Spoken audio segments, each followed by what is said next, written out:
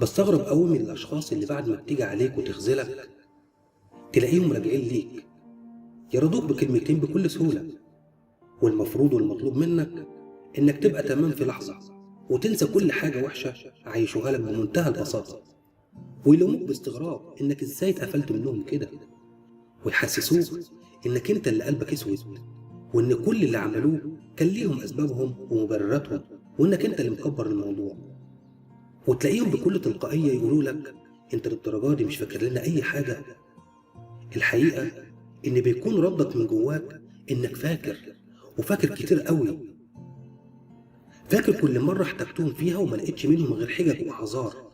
فاكر اما كنت بتزعل ويسيبوك لوحدك بحجة انك تهدى وتصفى مع الوقت. فاكر اما كنت بتعاتبهم وبيستقلوا بكلامك وبزعلك وانك عامل قصة وحكاية من الهوا. فاكر اما احتجتهم وكنت فاكرهم ظهر ولقيت السند جه من الغريب.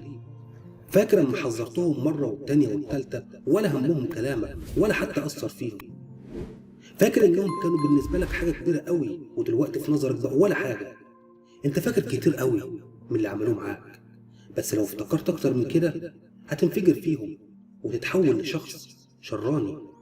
عشان كده انت كاتم في قلبك وساكت ومتحمل. دمتم بخير.